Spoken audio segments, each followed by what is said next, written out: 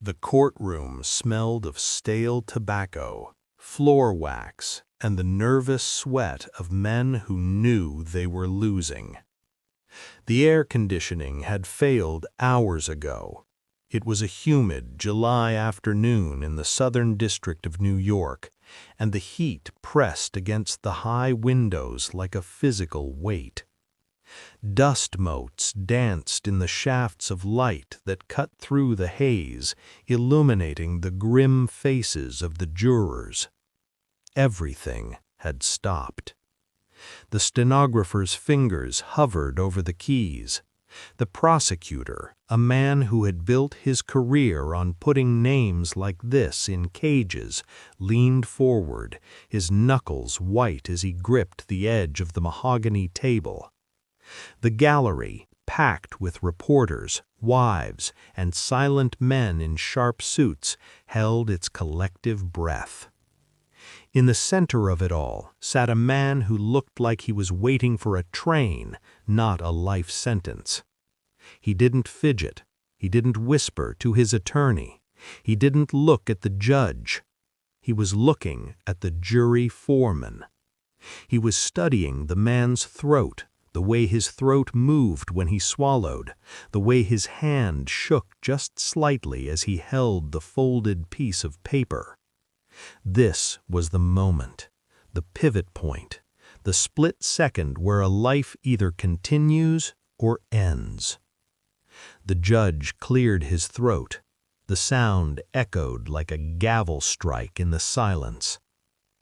"Has the jury reached a verdict?" The foreman stood up. The wood of the chair groaned. "We have, Your Honor." The man at the defense table didn't blink. He just breathed, a slow, measured inhale. He was calculating the odds. He was running the appeals process in his mind before the words were even spoken. He knew that the verdict was just the opening move of the real game. The foreman unfolded the paper. The rustle of the paper was the loudest sound in the world.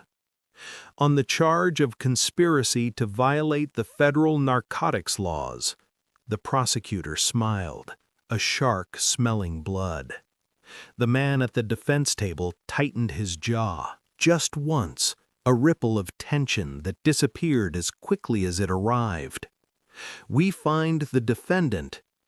The silence stretched. It pulled tight like a piano wire around a throat.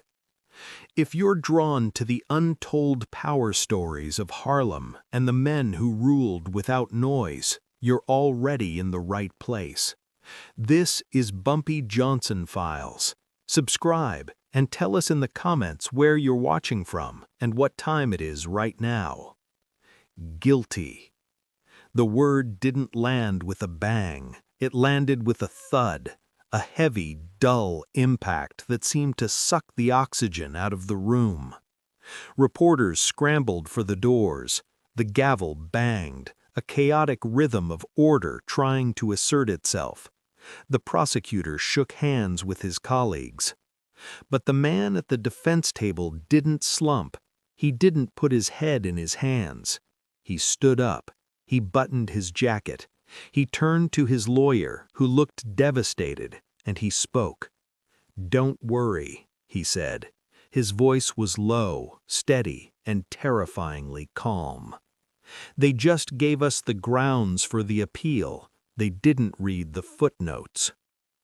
History books will tell you that Ellsworth Bumpy Johnson was a gangster. They will tell you he was a thug, a numbers runner, a kingpin. They will show you the mugshots. They will list the convictions. But they won't tell you about the library cards. They won't tell you that the man who ruled Harlem didn't just know how to use a switchblade. He knew how to use the Fourth Amendment. They won't tell you that the most dangerous weapon Bumpy Johnson ever carried wasn't a pistol. It was a writ of habeas corpus. The files that were buried in the basement of the courthouse, the transcripts that gathered dust for decades, reveal a different man.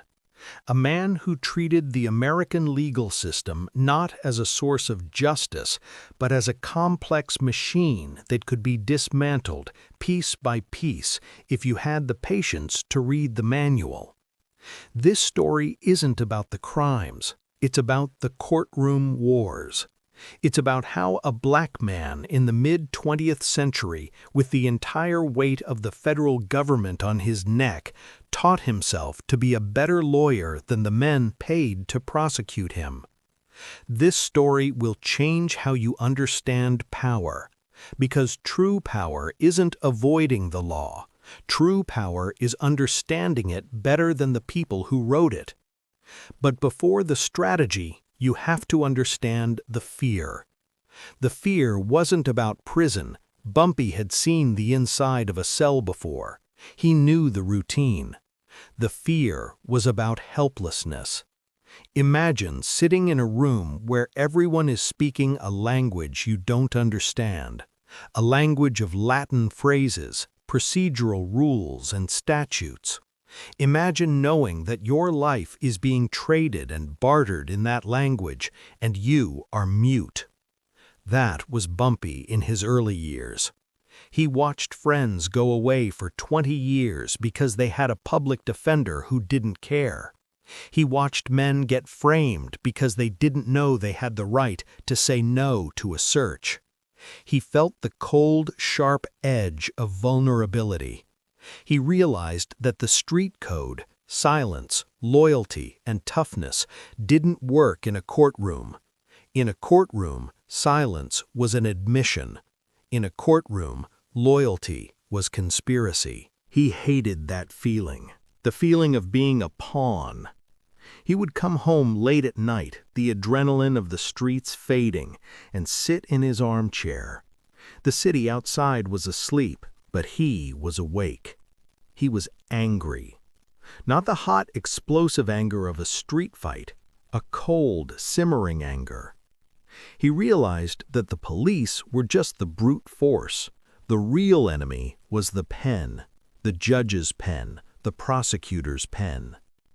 If he wanted to survive, truly survive, he had to learn how to hold the pen. So he started to read.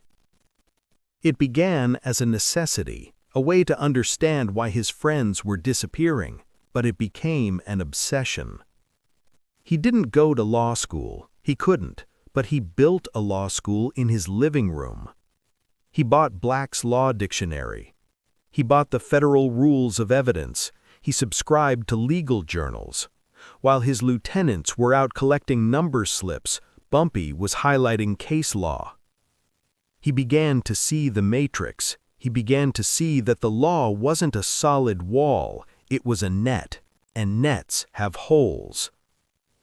The whispers started in the precinct houses first. Detectives would bring him in for questioning, the usual harassment. They'd ask him, "Where were you on the night of the 14th?" They'd try to trip him up. And Bumpy would look at them and say, "Officer, under Escobedo v. Illinois, I believe my right to counsel has attached, and unless you have a warrant that satisfies the particularity requirement of the Fourth Amendment, I'm going to leave now." The detectives would stare at him. They were used to, "I didn't do it." They weren't used to case citations. He didn't shout, he didn't threaten, he just cited the rules. It unnerved them. It made them feel like he knew something they didn't. And he did. He knew that a police officer's greatest weakness is his own paperwork. The tension escalated in the late 1940s.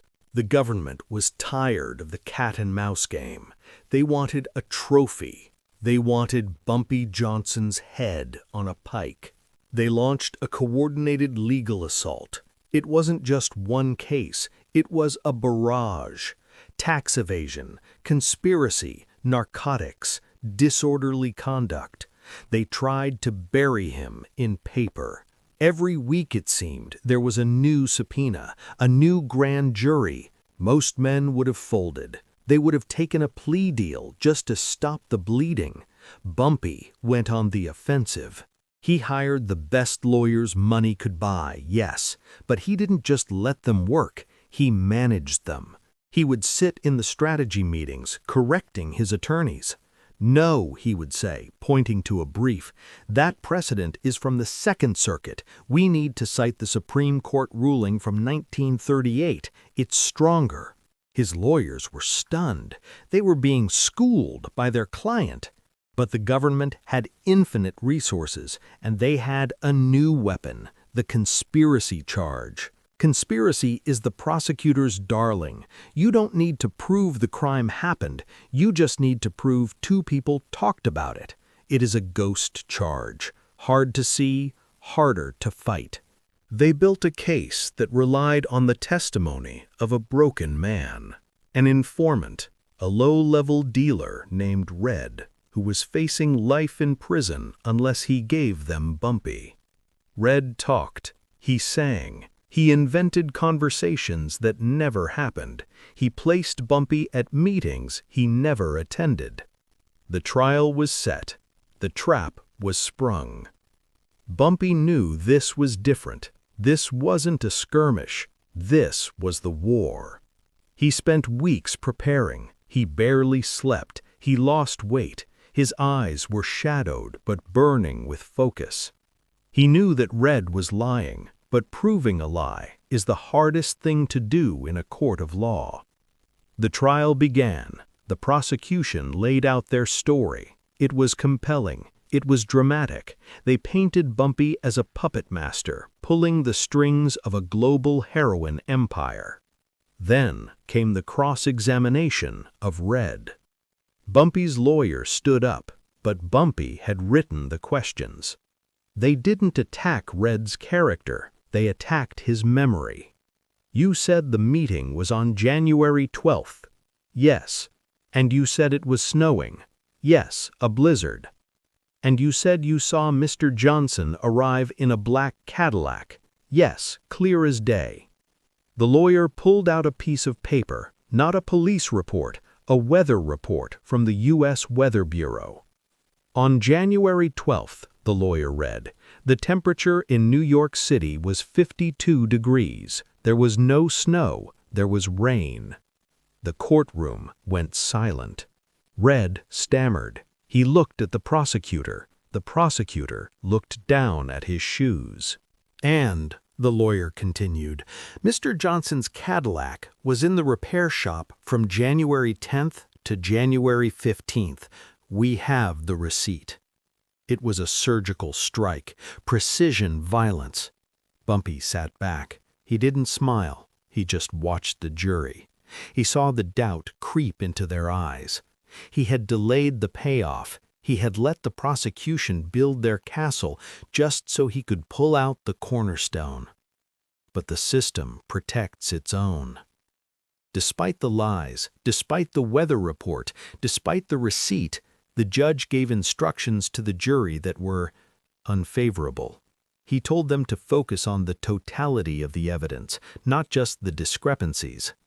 The jury went out. They came back. Guilty.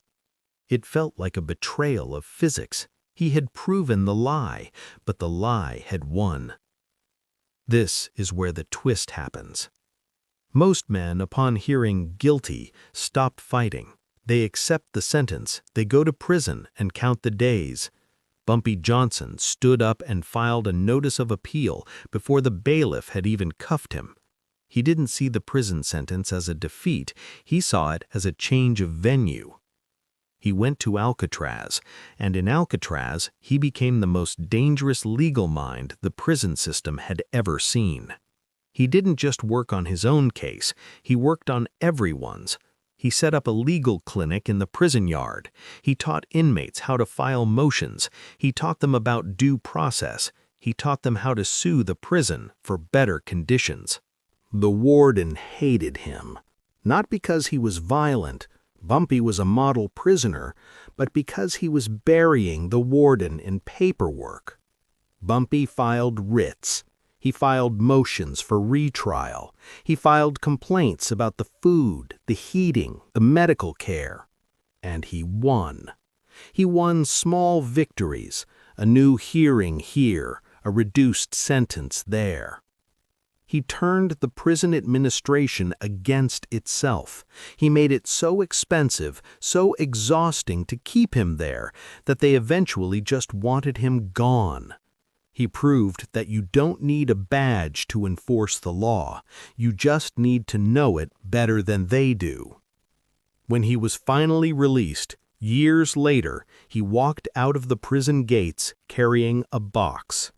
It wasn't filled with mementos, it was filled with legal briefs.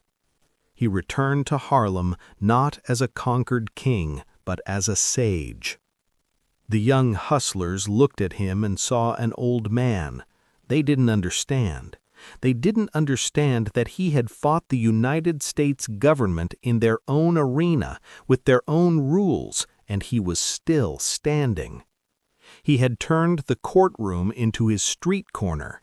He had turned the judge's bench into his negotiation table. He taught the next generation a lesson that they are still learning today. The gun is the tool of the amateur. The law is the weapon of the master. The legal battles didn't end Bumpy. They defined him. They stripped away the gangster and revealed the genius. They showed that a man is only a criminal if he accepts the label. Bumpy never accepted it. He was a defendant. He was a litigant. He was a citizen. And in the end, that was the most dangerous thing he could ever be. Power is transient. Muscle fades. Money can be seized. But the mind, the ability to reason, the ability to see the trap before it springs, that is eternal. Bumpy Johnson died a free man, not because the police stopped chasing him, but because he ran out of breath before they ran out of paperwork. He left behind a legacy that wasn't written in blood on the sidewalk. It was written in the margins of the law books, in the footnotes of the appeals, in the silence of the courtroom after the gavel bangs. This is Bumpy Johnson Files. Subscribe for the stories history tried to bury.